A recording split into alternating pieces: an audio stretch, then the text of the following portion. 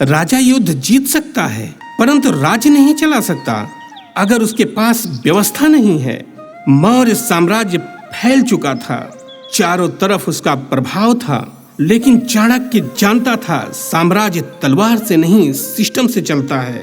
और तभी उसने रचा एक ऐसा ग्रंथ जो आने वाले हजारों सालों तक राजनीति का पाठ पढ़ाएगा। उसका नाम था अर्थशास्त्र।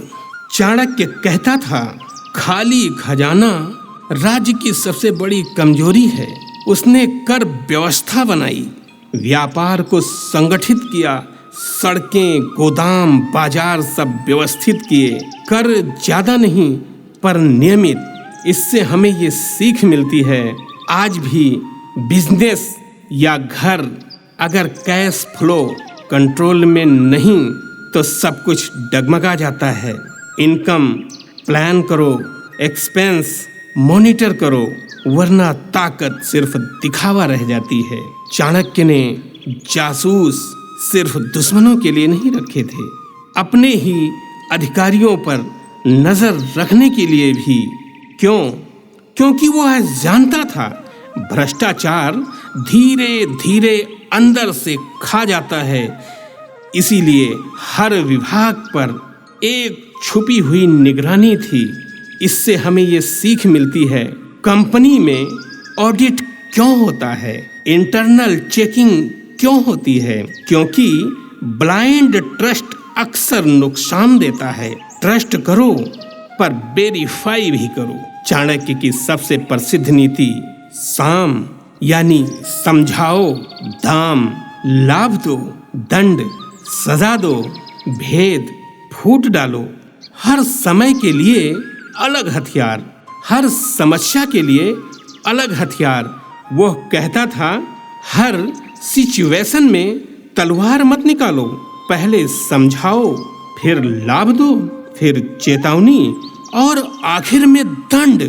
इससे हमें ये सीख मिलती है आज नेगोशिएशन में भी यही होता है, पहले बात, फिर ऑफर, फिर वार्निंग, फिर लीगल एक्शन। जो सीधे लड़ाई पर उतरता है वो अक्सर हारता है। चाणक्य ने चंद्रगुप्त को सिखाया राजा का खान पान तक सुरक्षित होना चाहिए। इतिहास में कहा जाता है कि राजा को धीरे धीरे हल्की मात्रा में विष दिया जाता था ताकि शरीर अभ्यस्त हो जाए, क्योंकि दुश्मन सामने से नहीं कभी कभी भोजन से भी वार करता है। इससे हमें ये सीख मिलती है आज ये रूप बदल गया है। फिजिकल पॉइजन नहीं पर गलत इंफॉर्मेशन, फेक न्यूज, मैनिपुलेशन ये भी जहर ही है। अगर दिमाग मजबूत नहीं तो इंसान आसानी से गिर जाता है। चाणक्य खुद महलों में नहीं रहा, वह सादा जीवन जीता रहा। क्यों? ताकि लोग जाने वह राज्य के लिए काम कर रहा है, अपने लिए नहीं। यही उसकी सबसे बड़ी ताकत थी। समय चंद्रगुप्त ने साम्राज्य मजबूत किया और धीरे धीरे चाणक्य पीछे हटने लगा, क्योंकि वह जानता था रणनीतिकार का काम है बनाना, हमेशा कुर्सी से चिपकना नहीं। हर नेता को पता होना चाहिए कब आगे बढ़ना है और कब हट जाना है। चाणक्य ने सत्ता नहीं पकड़ी, उसने उसे दिशा दी। इससे हमें ये सीख मिलती है बिजनेस हो या कैरियर, कभी कभी पोजीशन छोड़ना ग्रोथ का हिस्सा होता है। क्लिंगिंग टू पावर कमजोरी है। लेकिन क्या सब शांत था? नहीं, दरबार में फिर हलचल हुई। कुछ लोग चाहते थे चाणक्य पूरी तरह हट जाए, कुछ कहते थे उसके खिलाफ साजिशें रची गईं और यहीं से उसके जीवन का अंतिम अध्याय शुरू होता है। और इसी कहानी में हम आगे जानेंगे चाणक्य का त्याग, उसके रहस्यमय अंत और उसकी अंतिम सीख, जो आज भी राजनीति, बिजनेस और जीवन में लागू होती है। क्योंकि कहानी सिर्फ साम्राज्य की नहीं, एक ऐसे दिमाग की है जिसने भारत की दिशा बदल दी। और याद रखो, जो व्यक्ति परिस्थिति को समझ लेता है वही इतिहास लिखता है।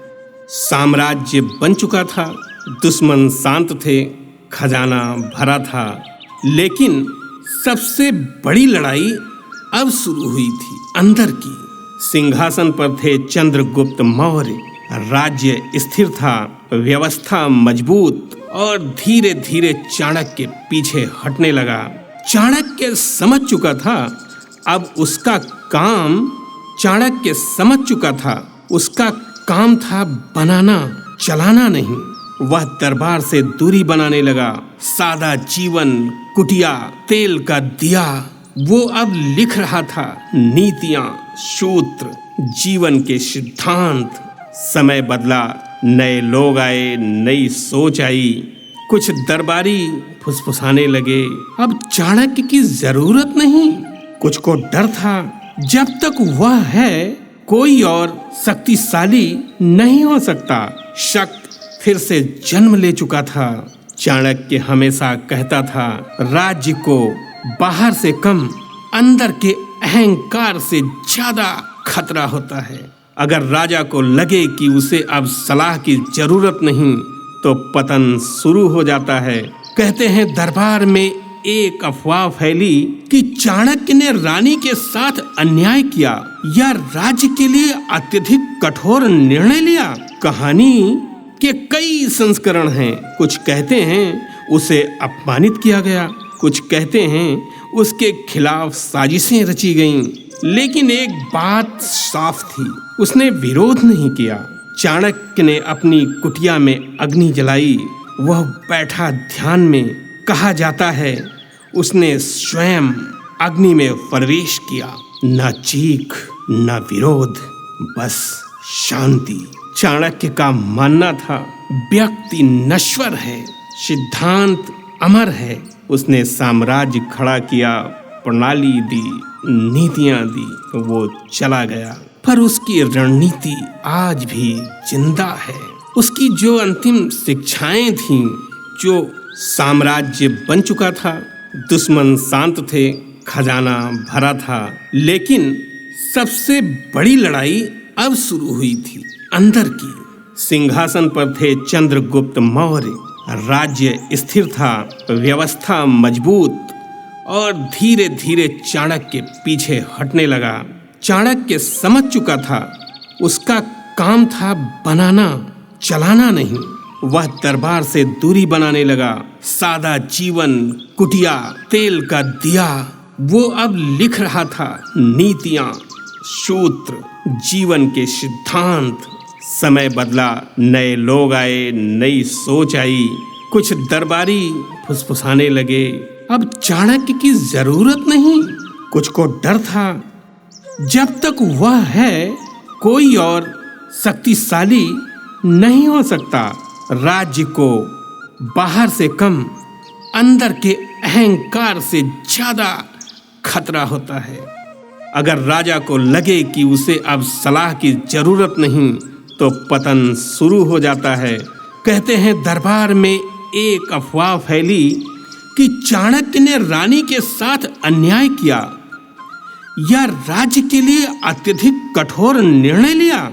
कहानी के कई संस्करण हैं। कुछ कहते हैं उसे अपमानित किया गया, कुछ कहते हैं उसके खिलाफ साजिशें रची गईं। लेकिन एक बात साफ थी, उसने विरोध नहीं किया। चाणक्य ने अपनी कुटिया में अग्नि जलाई, वह बैठा ध्यान में। कहा जाता है उसने स्वयं अग्नि में प्रवेश किया। न चीख, न विरोध, बस शांति। चाणक्य का मानना था व्यक्ति नश्वर है, सिद्धांत अमर है। उसने साम्राज्य खड़ा किया, प्रणाली दी, नीतियां दी, वो चला गया। पर उसकी रणनीति आज भी जिंदा है। उसकी अंतिम शिक्षाएं, नंबर 1, निर्णय भावनाओं से नहीं, बुद्धि से लो। नंबर 2, दुश्मनों को जानो उससे पहले कि वो तुम्हें जाने। नंबर 3, धन, सूचना और अनुशासन, ये 3 स्तंभ हैं। सत्ता सेवा है, सुख नहीं। 5वां, सही समय पर पीछे हटना भी जीत है। इस कहानी से हमें ये सीख मिलती है, आज का सीईओ राजनेता हो या एक सामान्य इंसान, अगर तुम अपनी भावनाओं पर काबू रखते हो, जानकारी जुटाते हो, लॉन्ग टर्म सोचते हो और ईगो को कंट्रोल में रखते हो, तो तुम अपने जीवन के राज्य को संभाल सकते हो। अर्थशास्त्र सिर्फ पुस्तक नहीं है, रणनीति का विज्ञान है।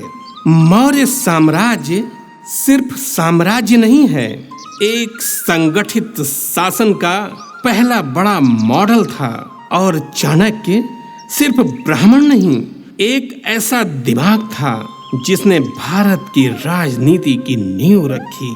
इतिहास में कई राजा हुए, लेकिन कुछ ही ऐसे हुए जिन्होंने राजा बनाए। वो राजा नहीं था, पर राजाओं का निर्माता था।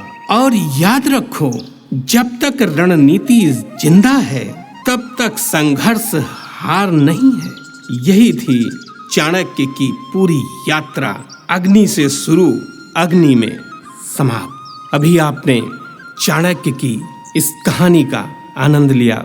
अगर ये आपके हृदय को झकझोरती है, इससे आपको कुछ सीख मिलती है, तो आप अपने जीवन में चाणक्य नीति को जरूर उतारें और हमारे चैनल के साथ बने रहें, क्योंकि ऐसे ही आपके लिए बहुत सारी कहानियां हम लेकर आगे आते रहेंगे। और आपके सहयोग की हम कामना करते हैं कि आप हमारे चैनल के साथ ऐसे ही बने रहेंगे।